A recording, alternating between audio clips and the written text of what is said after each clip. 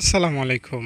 আপনার গুনাহ কিভাবে মাফ পাবেন, কোন দোয়া পড়লে সহজে গুনাহ মাফ হবে সে সম্পর্কে আজকের আলোচনা।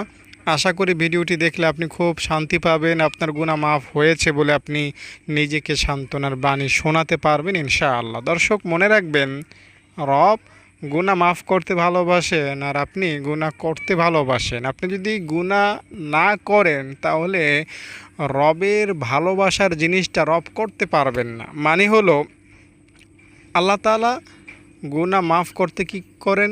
পছন্দ করেন, ভালোবাসেন। এটা আল্লাহ তাআলার ভালো লাগার একটা জিনিস, আল্লাহ তাআলার পছন্দের একটা জিনিস। তো আপনি যদি গুনাহ না করেন তো আল্লাহ তাআলার যে জিনিসটা পছন্দের সেটা আল্লাহ তাআলা করতে পারতেছেন না। তো আল্লাহ তাআলা এটা সহ্যও করেন না। এ কারণেই হাদিস শরীফে নবীজি বলেছেন, তোমরা যদি গুনাহ ছেড়ে দিতা তোমাদের পরিবর্তে আল্লাহ তাআলা নতুন এক জাতি তৈরি করতেন যারা গুনাহ করতো আবার ক্ষমা চাইতো। এটা আল্লাহ তাআলার ভালো লাগার জিনিস। বুঝতে পেরেছেন? তাই আল্লাহ তাআলা পছন্দ করেন আপনাকে মাফ করতে। এই বিষয়টা আপনি মাথায় রাখেন। আর আল্লাহ তাআলা কত বেশি পছন্দ করেন মাফ করতে, বা আল্লাহ তাআলার রহমত কত বড় সেটা আমি আপনাকে বলে তো বোঝাতে পারবো না। তবে একটা উদাহরণ দেই। মনে করেন আপনার হাতে কাদা লেগেছে, আপনি মাটি ধরেছেন, হাতের মধ্যে কাদা লেগেছে। এখন আমি যদি বলি, এই আপনি কি হাত দিয়ে ধরেছেন, এই ময়লা তো কোনো দিনও যাবে না, এই ময়লা সারা জীবন আপনার সাথেই থাকবে, এই হাতের ময়লা পরিষ্কার করার মতো কোনো পানি আপনি পাবেন না, কোনো কিছুই আপনি পাবেন না, এটা থেকে যাবে, রয়ে যাবে আপনার সঙ্গেই। তো আমার এই কথা আপনি বিশ্বাস করবেন? কোনো দিনও বিশ্বাস করবেন? কোনোভাবেই বিশ্বাস করবেন? আপনি কোনোভাবেই এটা বিশ্বাস করবেন না। বরং আমি যদি এই কথা বারবার আপনাকে বলি, আপনি আমাকে উপেক্ষা করবেন, আপনি আমাকে পাগল ছাগল বলবেন। আর আমি এখান থেকে যাও, সামান্য মাটি লেগেছে, পানি অভাব আছে, বাড়ির উপরে টাঙ্কি আছে, টাঙ্কির পানি ফুরিয়ে গেলে, টিউবওয়েল আছে, টিউবওয়েলের পানি ফুরিয়ে গেলে, পুষ্করণী আছে, পুষ্করণীতে পানি না পাওয়া গেলে পাওয়া যাবে খালে, পাওয়া যাবে খালে, না পাওয়া গেলে নদীতে পাওয়া যাবে, নদীতে না পাওয়া গেলে সাগরে তো পাওয়া যাবে। পানি অভাব হবে না, আমার হাত পরিষ্কার করার জন্য পানির অভাব নাই, ঠিক না? এটাই তো বাস্তবতা। আসলে আমরা কখনোই কখনোই এই চিন্তা করি না, বা এই সন্দেহ আপনার আমার মনে আসে না যে আমার হাতে যে ময়লা লেগেছে এটা পরিষ্কার করার জন্য পানি পাবো না, আমি পানি ফুরিয়ে যাবে, দুনিয়ার পানি শেষ হয়ে যাবে, আমি পানি পাবো না। এটা আমার অন্তত একবারও কোনো দিন জীবনে কোনো দিনও এই সন্দেহ আসেনি পানির প্রতি, যে দুনিয়াতে এত পানি কিন্তু আমার মনে হয় আমি পানি পাবো না। এই সন্দেহ আমার মনে কখনোই আসে না, কখনোই আসে না। পানি তো দূরের কথা, খাবার খাবার পাবো না, খাবার না খেয়ে মারা যাব, বিশ্বাস করেন এই ধরনের ভয় ভীতি বা সন্দেহ আমার অন্তরে কখনোই আসে না। তো এই কথাটা কেন বললাম? এই যে পানি, পানি আমাদের কাছে অনেক রয়েছে, অ্যাভেলেবেল রয়েছে, যেখানে যান সেখানে পানি রয়েছে, যার কারণে কখনোই আপনার আমার অন্তরে এই ধারণা, এই বিশ্বাস বা এই সন্দেহ আসে না যে আমার হাত পরিষ্কার করার জন্য আমি পানি পাবো না। এই বিষয়টা যদি রবের রহমত, রবের মাগফিরাত সম্পর্কে আমরা বুঝতাম বা মিলাতাম, তাহলে কখনোই আমার আপনার অন্তরে এই কথা বলতো না যে আমি অনেক বড় গুনাহ করে ফেলেছি, আল্লাহ আমাকে মাফ করবেন না। এটা আপনি কখনই বলতেন না। আচ্ছা, আমার হাতে ঝোল লেগে আছে, ভাত খেয়েছে, ঝোল আছে, এটা পরিষ্কার করব, পানির দ্বারা ধৌত করলেই পরিষ্কার হয়ে যাবে, পানি পাবো না, এটা তো হতে পারে না, ঠিক না? তো আমার গুনাহের কারণে শরীরটা ময়লা হয়ে গিয়েছে, তো এখন আল্লাহ তাআলার কাছে মাপ চেয়ে শরীরটাকে পবিত্র করতে পারবো না, এটা কোনো দিনও না। হ্যাঁ, হাতে মাটি লাগলে হাত পরিষ্কার করাটা যতটা সহজ আমি আপনাকে লিখে দিব, তার চাইতে সহজ হলো আপনার গুনাহ মাফ করানো। আপনি ভাত খেয়েছেন, আপনার ঠোঁটে হাতে ঝোল লেগে আছে, হ্যাঁ, এটা পরিষ্কার করা যতটা সহজ, তার চাইতে আপনার গুনাহ মাফ করা সহজ, বরং আরও বেশি সহজ, অনেক বেশি সহজ। শুধু দুই একটা গুনাহ না, বরং আপনার সারা জীবনের সব গুনাহ, সারা জীবনে মিলে যত গুনাহ করেছেন সব গুনাহ মাফ হয়ে যাবে একদম সিম্পলভাবে, একদম সাধারণ একটা দোয়া পড়ার মাধ্যমে। একটা দোয়ার কথা আপনাকে শোনাই, লা সুবহানাল্লাহি ওয়ালহামদুলিল্লাহি ওয়ালা ইলাহা ইল্লাল্লাহু আল্লাহু আকবার ওয়ালা হাওলা ওয়ালা কুওয়াতা ইল্লা বিল্লাহ। এই দোয়াটা এতটাই চমৎকার, এতটাই দামি এবং এতই পাওয়ারফুল, শক্তিশালী, দাপটওয়ালা, যেটা কোনো বক্তা শ্রোতাকে বলে বুঝাতে পারবে না, কোনো কান শুনে শেষ করতে পারবে না, কোনো ব্রেন এটা নিয়ে ভেবে কখনোই এটার শেষ সীমা পর্যন্ত পৌঁছতে পারবে না। এটা এত এত পাওয়ারফুল একটা দোয়া, বিশেষ করে গুনাহ মাফের জন্য।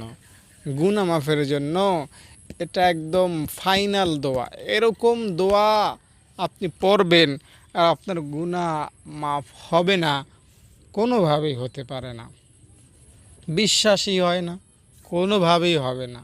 আচ্ছা, আপনি খুব ক্ষুধার্ত, আপনি 1 প্লেট 2 প্লেট ভাত খেলেন, আপনার ক্ষুধা কি চলে যাবে না? অবশ্যই চলে যাবে, ঠিক না? তা আপনি এখন গুনাহ করেছেন, তো আপনার এখন গুনাহের কারণে আপনার আমলনামা দুর্বল হয়ে আছে।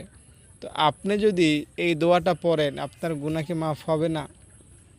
অনেক সস্তায় মাফ হবে। ভাত খেলে বা খাবার খেলে আমাদের শরীরে তো শক্তি আসে, ক্ষুধা নিবারণ হয়।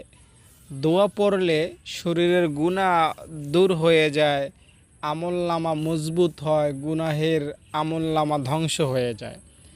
এই বিষয়টা আপনি কেন মানেন না?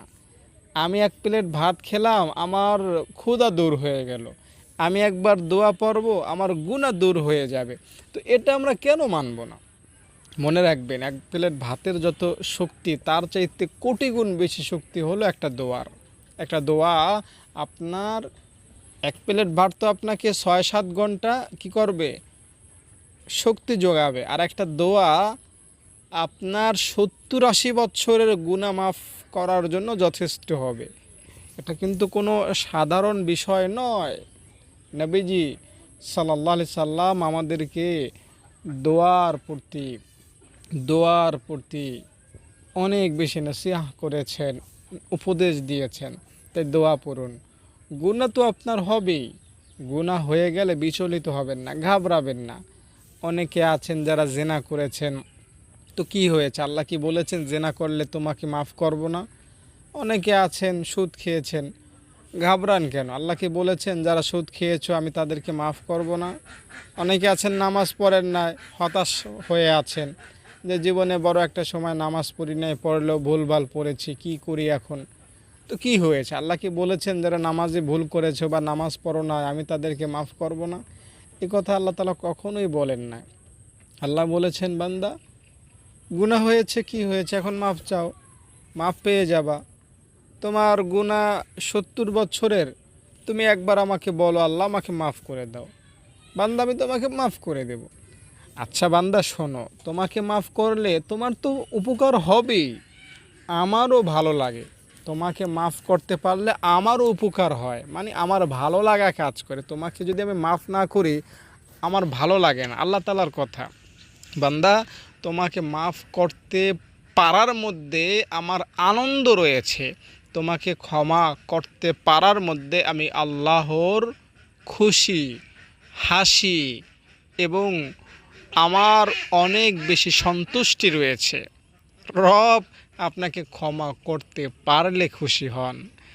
বিষয়টা অনেক আজীব, অনেক আশ্চর্যের, ঠিক নয় কি? তো আপনি হতাশ হবেন না, ঠিক আছে? দোয়াটা পড়বেন, সুবহানাল্লাহি আলহামদুলিল্লাহি ওয়ালা ইলাহা ইল্লাল্লাহু আল্লাহু আকবার, ওয়ালা হাওলা ওয়ালা কুওয়াতা ইল্লা বিল্লাহ। আমাদের সামনে থেকে রমজান চলে গিয়ে, এই জিলহজ মাস চলে গিয়ে, কোরবানি চলে গিয়ে, এখন মাঝামধ্যে আমরা আছি, সামনে আসবে কি মহররম মাস। আর কয়েকদিনের মধ্যে মহররম মাস দেখতে পাবেন। মহররম মাসে অনেক আমল রয়েছে, রোজা রয়েছে, তাসবিহ তাহলিল রয়েছে। সে আমলগুলো আপনারা অবশ্যই করবেন। মহররম মাসে এই দোয়াটা বেশি বেশি পড়বেন, সারা বছরে বেশি বেশি পড়বেন। বিশেষ করে জীবনের সগীরা কবিরা, ছোট বড়, জানা অজানা, নতুন পুরাতন সব গুনাহকে ক্ষমা করানোর আশায়, তাওবার নিয়তে দোয়াটা আপনি উজু ইস্তেঞ্জা করে পাক পবিত্র হয়ে নিরিবিলি একটা জায়গায় বসে দোয়াটা আপনি পড়বেন। বিশ্বাস করেন, পড়ার সাথে সাথে আল্লাহ তাআলা আপনাকে মাফ করবেন। একদম পবিত্র, ক্লিন, সাফ, একদম আপনাকে, আপনি যেদিন জন্মগ্রহণ করেছিলেন সেদিন যেমন নিষ্পাপ ছিলেন, এই দোয়াটা পড়ার ফলে ইনশাআল্লাহ আল্লাহ আপনাকে ওই রকম নিষ্পাপ করে দিবেন। আল্লাহর নামের কসম, আমি আপনাকে মিথ্যা কথা শোনাচ্ছি না, মিথ্যা ভরসা দিচ্ছি না। আল্লাহ আপনাকে ওই দিনের মতো করবেন যেদিন আপনি জন্মগ্রহণ করেছিলেন। তাওবার নিয়ত, আল্লাহ দোয়াটা পড়তেছি, আমার গুনাহগুলো তুমি মাফ করে দাও, আমি সামনে থেকে আর কোনো গুনাহের কাজে জড়িত হব না। এভাবে তাওবা করবেন, ঠিক আছে? রব তাওবাকারীকে পছন্দ করেন। আল্লাহ বলেন, আলাম ইয়ালামু আন্নাল্লাহা হুয়া ইয়াকবালুত তাওবাতা আন ইবাদিহি ওয়া ইয়াখুযুস সাদাকাতা ওয়া আন্নাল্লাহা হুয়াত তাওয়াবুর রহিম। বান্দা, তোমার বয়স তো অনেক হয়ে গেল, আমাকে তুমি ডাকাডাকি করো নাই, আমার হুকুম মানো নাই, নামাজ রোজা করো নাই, শয়তানের কাজকর্ম করেছো, তো কি হয়েছে? এখন আমার কাছে আসো, এখন আমার কাছে তাওবা করো, আমি আল্লাহ তোমাকে মাফ করে দেব। তুমি এতদিন খারাপে ছিলা, ওটা নিয়ে তোমার চিন্তা করার কোনো কারণ নাই। তুমি এখন আমার কাছে আসো, আমার কাছে মাফ চাও, আমার কাছে বলো, আল্লাহ আমি এখন থেকে আর গুনাহ করব না, ব্যাস আমি তোমাকে মাফ করে দেব। আল্লাহ রাব্বুল আলামিন বান্দাকে খুব সহজে, খুব সস্তায়, খুব ইজিতে মাফ করেন। দেখুন, মাপ পাওয়ার মতো, মাপ পাওয়ার যেই ধারাটা আল্লাহ তাআলা রেখেছেন বান্দার জন্য, এই ধারাটা সবচেয়ে সহজ। এর চাইতে সস্তা, সহজ, সাধারণ বিষয় কিচ্ছু নাই। আল্লাহ রাব্বুল আলামিন বান্দাকে ক্ষমা করার এই সেক্টরটা খুব খুব সহজ করে দিয়েছেন।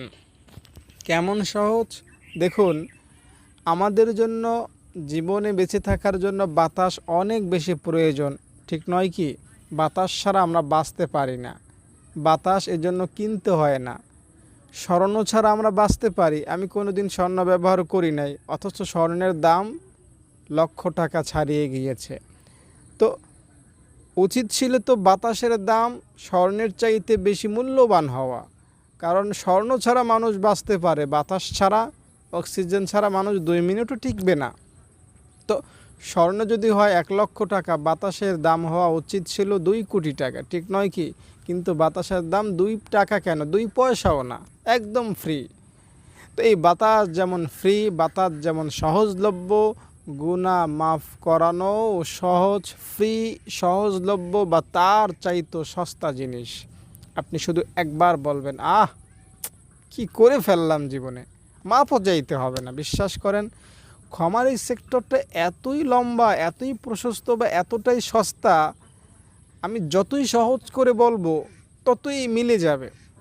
আপনি শুধু এভাবে একটু আফসোস করবে, ইস যদি সৎ লোকদের মতো চলতাম জীবনে, কত গুনাহ করে ফেললাম আল্লাহ, কত গুনাহ করে ফেললাম, খারাপ লাগতেছে আল্লাহ।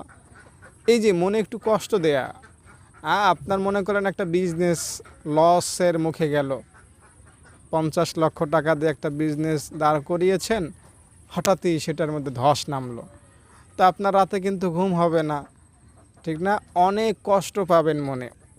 তো এই রকমের একটু কষ্টও যদি অন্তরে দিতে পারেন, 50টা বছর আল্লাহ আমাকে হায়াত দিলেন, আমার বয়স এখন 50 বছর, আমি তো 50 দিনও আল্লাহকে দিলাম না, করলাম কি জীবনে।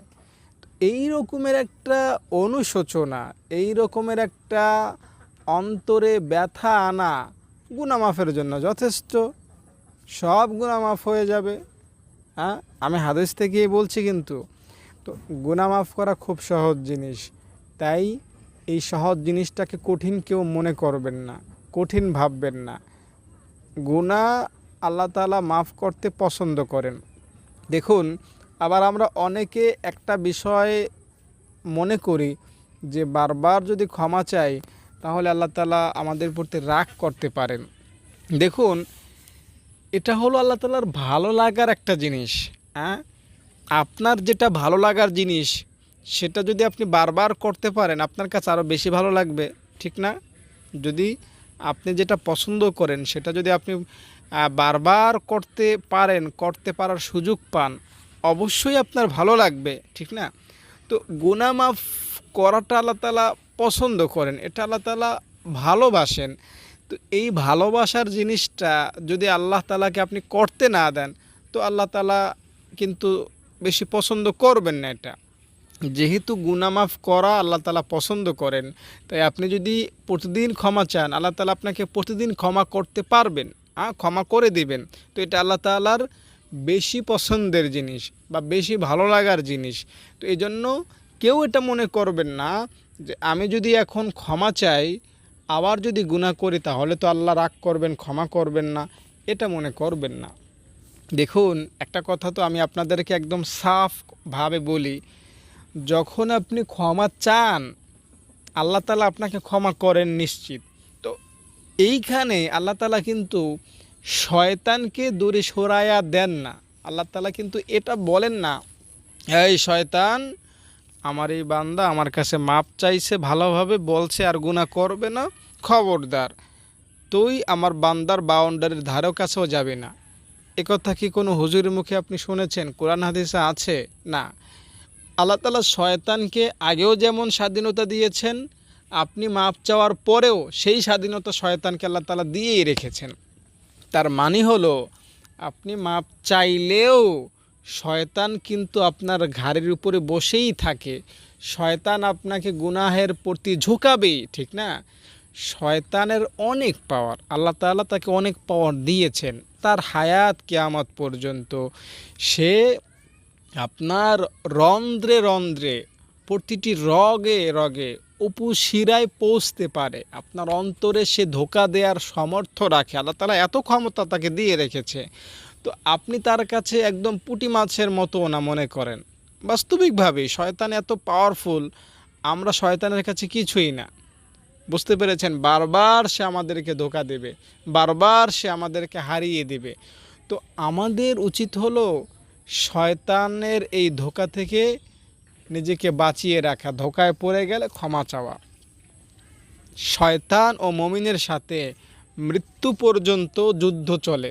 শয়তান আপনাকে হারায়া দিবে, আপনি ক্ষমা চাইবেন, শয়তান পরাজিত হবে। আবার শয়তান আপনাকে হারায়া দিবে, আপনি ক্ষমা চাইবেন, আল্লাহ আপনাকে ক্ষমা করবেন, শয়তান পরাজিত হবে। এভাবেই আপনার ডে বাই ডে, প্রতিটা বছর, প্রতিটা যুগ কাটাতে হবে। এটাই আল্লাহ তাআলা মূলত আপনার থেকে বিশেষভাবে কামনা করেন। প্রতিটা মানুষ ফেরেশতা হয়ে যাক এটা কিন্তু আল্লাহ তাআলা চান না, তাহলে ফেরেশতাই থাকতো, মানুষ আল্লাহ বানাইতেন না, ঠিক আছে? তাই এই ধ্যান ধারণা কখনোই রাখবেন না যে আমি একটা সময় গিয়ে মাপ চাইব আর বারবার ক্ষমা চাইব না। হযরত বাইজিদ রহমতুল্লাহি আলাই আল্লাহকে একবার একটা কথা বলেছিলেন, আল্লাহ, আমি চাই তোমার কাছে মাপ চাইতে, ওলি হতে এবং শয়তানের ধোঁকা থেকে বেঁচে থাকতে। শয়তানের ধোঁকা আমি আর চাই না, শয়তান আমার ধারে কাছেও যাতে না আসতে পারে।